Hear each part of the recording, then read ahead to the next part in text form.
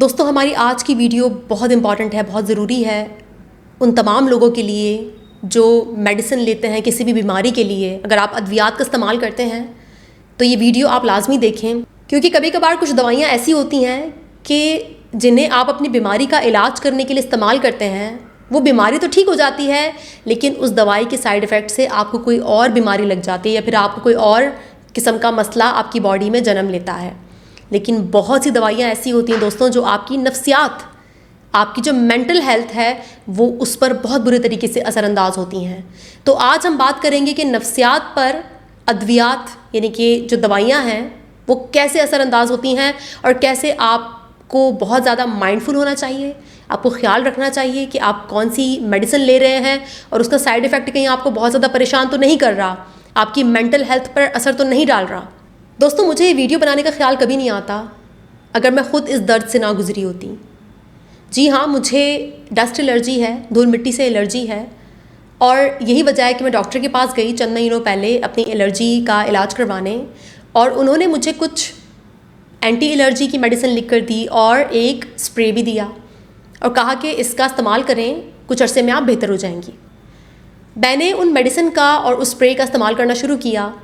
Allergy तो काफ़ी हद तक बेहतर होती रही, लेकिन एक चीज़ जो मैंने नोट की वो था मेरे सर में शदीद किस्म का दर्द, वो भी 7 से 8 घंटे के लिए। पहले तो मुझे लगा कि ये साइनस की वजह से हो रहा है, क्योंकि एलर्जी की वजह से मुझे साइनस हो रहा है और ये उसका इशू है। लेकिन जब दर्द बहुत बढ़ने लगा और मुझे फ्रीक्वेंटली होने लगा, मैं डॉक्टर के पास दोबारा गई और मैंने उनसे कहा कि मुझे ये इशू हो रहा है, मुझे 7-8 घंटे बहुत ज़्यादा पेन होता है, सर में बहुत दर्द होता है। तो डॉक्टर साहब ने मुझसे पूछा कि क्या आपकी लाइफ में कोई स्ट्रेस है, कोई परेशानी?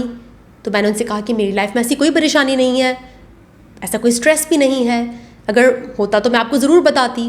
तो फिर उन्होंने मुझे कहा कि जो सिम्टम्स आप बता रही हैं, मुझे ऐसा लगता है कि आपको इन दवाइयों का साइड इफ़ेक्ट तंग कर रहा है। आप एक काम कीजिए कि कुछ अरसे के लिए ये दवाइयाँ बंद कर दीजिए, आपकी एलर्जी काफ़ी हद तक बेहतर हो गई है, आपको अपने ट्रिगर्स नोट करने होंगे, धूल मिट्टी से दूर रहना होगा और ये जो दवाइयाँ हैं ना इनको बंद करें और फिर देखें कि उसके बाद क्या होता है। और अगर बहुत दर्द हो रहा है तो किसी फिजिशियन के पास जाएं, क्योंकि मुझे ये मिग्रेन लग रहा है, जो कि बहुत मुमकिन है इस दवाई, इस स्प्रे की वजह से आपको हुआ है।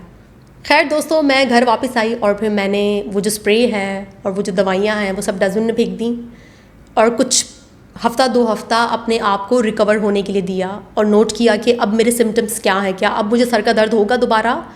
लेकिन अल्हम्दुलिल्लाह अल्लाह के करम से मुझे दोबारा पेन नहीं हुआ और मैं रिकवर हो गई जो भी मिग्रेन था मुझे उससे, क्योंकि वो मिग्रेन नहीं था, वो साइड इफ़ेक्ट था, वो बुरे असरात थे उन दवाइयों के जो मैं ले रही थी, कंज्यूम कर रही थी। और फिर जब मैं रिकवर हुई, ठीक हुई, बेहतर हुई, तो फिर मुझे ख्याल आया इस टॉपिक पर वीडियो बनाने का और मैंने कहा कि यार मैं कैसे भूल गई कि साइकोलॉजी में हम पढ़ते हैं, DSM-5 में भी है कि बहुत से मेंटल डिसऑर्डर्स जो होता है ना वो होते हैं मेडिकेशन या फिर सब्सटेंस इंड्यूस्ड डिसऑर्डर्स। जी हाँ, अगर आपको डिप्रेशन है, बाइपोलर है या स्किज़ोफ्रेनिया है, जो भी है, इन सबको पढ़ते हुए ना एक कैटेगरी हम लाजमी पढ़ते हैं मेडिकेशन इंड्यूस्ड या फिर सब्सटेंस इंड्यूस्ड डिसऑर्डर्स की, कि वो जहनी बीमारियाँ, वो डिप्रेशन जो आपको किसी ख़ास किस्म की दवाई लेने के बाद होता है। ज़रूरी नहीं है कि आप बचपन में ट्रॉमा से गुजरे हों। बहुत मुमकिन है कि जो दवाइयाँ आप ले रहे हैं, चाहे वो कोलेस्ट्रॉल की हैं, चाहे वो डायबिटीज़ की हैं, वो आपको डिप्रेशन भी दे सकती हैं। अगर वो आपकी डायबिटीज़ को कंट्रोल कर रही हैं, आपका कोलेस्ट्रॉल कंट्रोल हो रहा है उससे, लेकिन उसका कोई ना कोई साइड इफ़ेक्ट आपकी बॉडी में ज़रूर होगा या फिर आपकी नफ्सियात, आपकी साइकोलॉजी पर उसका असर पड़ेगा। ज़रूरी नहीं है कि सबके साथ ऐसा हो, लेकिन पड़ता है असर, कोई ना कोई साइड इफ़ेक्ट होता है और हर इंसान में ना मुख्तलिफ़ तरीके से वो साइड इफ़ेक्ट आता है और बहुत मुमकिन है कि बहुत से लोगों को कोई साइड इफ़ेक्ट ना हो। लेकिन सबसे बेहतर तरीका क्या है? सबसे बेहतर तरीका ये है दोस्तों कि आपको चाहिए आप अपने लाइफस्टाइल को चेंज करें, अपने स्ट्रेस को मैनेज करना सीखें। अगर आपको कोलेस्ट्रॉल है, आपको पता है मुझे हेल्दी खाना चाहिए, मुझे वॉक करनी चाहिए, मुझे अपने स्ट्रेस को, इमोशंस को मैनेज करना आना चाहिए, तो ये सारी चीज़ें करके ना आप जो मेडिसिन है ना उस पर ज़्यादा ना मुनसर नहीं रहोगे, डिपेंडेंट नहीं रहोगे।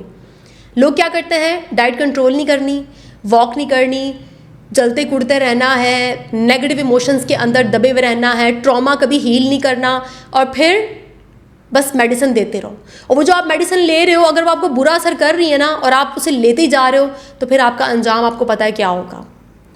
इसके अलावा सब्सटेंस इंड्यूस्ड डिसऑर्डर भी होते हैं। जी हाँ, अगर आप सिगरेट पीते हैं, फ़र्ज़ करें अपना स्ट्रेस कम करने के लिए, आप सिगरेट पी रहे हैं अपना स्ट्रेस कम करने के लिए, लेकिन सिगरेट जब अपना नशा, ज़ाहिर सी बात है, जब ख़त्म होता है कुछ देर में उसका, ठीक है, तो वो भी बहुत मुमकिन है कि डिप्रेशन, स्ट्रेस तो आपको वैसे ही है, तभी तो आप सिगरेट पी रहे हो ना, स्ट्रेस आपसे मैनेज नहीं हो रहा, और सिगरेट पीने के बाद सिगरेट अपना भी कोई साइड इफ़ेक्ट आपको देकर जा रही है, तो आपका स्ट्रेस, आपका डिप्रेशन डबल हो सकता है। ये पूरी एक चेन है, पूरी एक साइकिल है जिसको आपको तोड़ना होता है, और उसके लिए ज़रूरी है आपका लाइफस्टाइल चेंज होना, आपका हेल्दी खाना खाना, और जाहिर सी बात है एक्सरसाइज वगैरह करना, जो कुछ भी डॉक्टर आपको रेकमेंड करते हैं। हालांकि मैं अपनी डाइट का और जो भी एक्सरसाइज है मेरी उसका बहुत ख्याल रखती हूँ। मैं अपने इमोशंस पर बहुत फोकस्ड रहती हूँ। जाहिर सी बात है जब मैं इमोशनली हेल्दी नहीं होंगी तो मैं कैसे अपने क्लाइंट डील कर पाऊँगी। लेकिन अब जाहिर सी बात है एलर्जी है, एलर्जी तो मेरे कंट्रोल में नहीं है ना, वो तो जेनेटिक्स में मिलती है आपको, और फिर ज़रा सा आप ट्रिगर्स के करीब जाते हैं तो एलर्जी आपको परेशान करती है। तो खैर वो मैंने सीख लिया कि मुझे अभी मास्क लगाना है, मुझे डस्ट वाली जगहों पर बिल्कुल नहीं जाना, मुझे कारपेट से, इन चीज़ों से दूर रहना है। तो वो तो अब मैंने सबक सीख लिया नेचर के छित्तर खाने के बाद। जब मुझे दर्द हुआ तो मुझे पता चल गया कि मुझे थोड़ा सा ख्याल रखना है। लेकिन ये जो मेडिसिन है ना, जो आप दवाइयाँ लेते हैं, इनको मामूली ना समझें।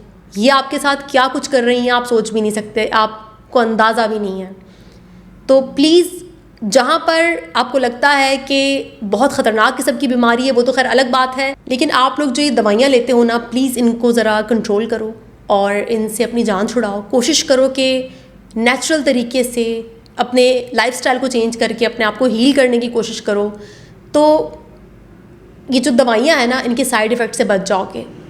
अब ये जो मगरबी अमीर तरक्की याफ्ता ममालिक हैं, ये पागल तो नहीं है ना, क्यों अपने लोगों को इतनी ज़्यादा अद्वियात नहीं देते?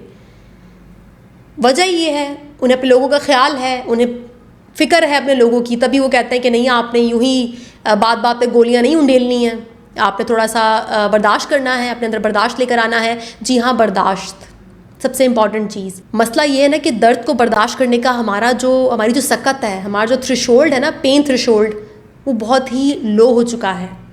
हम में से किसी से दर्द बर्दाश्त नहीं होता। ज़रा सा सर में दर्द हुआ, फटाफट जाके जो है ना वो पेन किलर ले लिया आपने। क्यों भाई, थोड़ा सा बर्दाश्त कर लो, दर्द है, सर का ही दर्द है ना, घंटा 2 घंटा बैठ जाओ, मोबाइल फ़ोन साइड पे रखो, पेन को फील करो, थोड़ी देर में वो गायब हो जाएगा। लेकिन ये जो तुम पेन किलर ले रहे हो, इसका क्या नुकसान होगा आगे, तुम्हें अंदाज़ा भी नहीं है इस बात का। तो ऐसा नहीं करें आप लोग प्लीज़। तो कोशिश करें कि जिस्मानी दर्द को ना थोड़ा बहुत बर्दाश्त करना सीखें, और जितना आपसे हो सकता है, जितना अल्लाह ने आपके हाथ में दिया है, अपने आप को बेहतर करना, एक्सरसाइज के ज़रिए, डाइट के ज़रिए, अपने हेल्दी लाइफस्टाइल के ज़रिए, अपने अंदर के इमोशंस को रेगुलेट करके, ठीक है, जितना आप बैलेंस कर सकते हो कर लो। जहाँ पर आपको लगता है कि नहीं दवाई ज़रूरी है क्योंकि मेरी बीमारी ऐसी है कि वो बिना दवाई के ट्रीट नहीं हो सकती, तो फिर आपको यकीनन दवाई लेनी चाहिए। मैं शायद इस टॉपिक पर कभी वीडियो ना बनाती अगर मैं ख़ुद इस दर्द से नहीं गुज़रती। कुछ दर्द से गुज़रना बड़ा ज़रूरी होता है। तो मैंने सीखा अपनी लाइफ में ये सबक कि कहीं ना कहीं मैं भी फ़िज़िकल पेन से बहुत दूर भागती हूँ। तभी तो ज़रा सी बात पर स्प्रे करती, ज़रा से छींकने पर स्प्रे करती, फटाफट गोली खा लेती। तो वो चीज़ मैंने सीखी कि कैसे दर्द को भी बर्दाश्त करना है। अगर थोड़ी देर के लिए चीखें आ रही हैं या थोड़ी परेशानी हो रही है तो थोड़ा बर्दाश्त कर लो, थोड़ी देर में ठीक हो जाओगी। लेकिन कभी कभार कुछ सबक इंसान ना छित्तर खा के सीखता है, तो कुछ वही हाल मेरा भी हुआ। ज़रूरी नहीं है दोस्तों कि आपकी मेंटल इलनेस यानी कि जहनी बीमारियों के पीछे सिर्फ ट्रॉमा हो। बहुत मुमकिन है कि आपका लाइफस्टाइल बहुत ही बेकार हो, या फिर आप बात बात पे गोलियां खाते हो, या फिर आप किसी नशे का इस्तेमाल करते हो और वो नशा आपके डिप्रेशन को, आपके स्ट्रेस को बढ़ा रहा है, आपकी मेंटल इलनेसेस को मज़ीद हवा दे रहा है। तो यहाँ पर थोड़ा सा गौर करना ज़रूरी है और मेहनत करना ज़रूरी है, और दवाइयों की बजाय कुछ दर्द को बर्दाश्त करना भी ज़रूरी है। मैंने तो धक्के खाकर अपना सबक सीख लिया, लेकिन उम्मीद करती हूँ कि आप अपने तर्ज़ ज़िंदगी यानी कि अपने लाइफस्टाइल पर कुछ गौर फरमाएंगे और लाइफ में अच्छी और हेल्दी चॉइसेस को शामिल करेंगे। इंशाल्लाह नेक्स्ट वीडियो में मुलाकात होगी। तब तक के लिए अपना बहुत ख्याल रखिएगा। Thank you so much.